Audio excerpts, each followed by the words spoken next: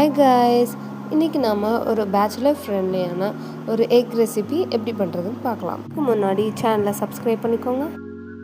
ஒரு மிக்ஸி ஜாரில் 4 பல் பூண்டு, இஞ்சி, பச்சை மிளகாய், வெங்காயம், தக்காளி, பொரிக்கடலை, மிளகு, காஷ்மீரி சில்லி பவுடர், மல்லித்தூள், கரம் மசாலா, சுவைக்கு கொஞ்சமாக சர்க்கரை சேர்த்து மிக்ஸி ஜாரில் அரைச்சி எடுத்துக்கோங்க.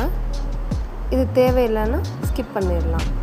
சூடான பாத்திரத்தில் நெய் விட்டு சோம்பு, வெங்காயம், 2 துண்டு பட்டை, ஸ்டார் அனீஸ், கறி லீவ்ஸ் இதெல்லாம் சேர்த்து நல்லா வணங்கிக்கலாம். இப்போது தேவையான அளவு உப்பு சேர்த்துக்கலாம். வெங்காயம் வதங்கினதும் அரைச்சி வச்ச மசாலா பேஸ்ட்டை உள்ளே சேர்த்துக்கலாம். மசாலாவோட பச்சை வாசனை போனதும் கொஞ்சம் தண்ணி சேர்த்துக்கலாம். ரிச்னஸ்க்காக கொஞ்சம் தயிர் சேர்த்துக்கலாம். இது ஆப்ஷனல் தான்.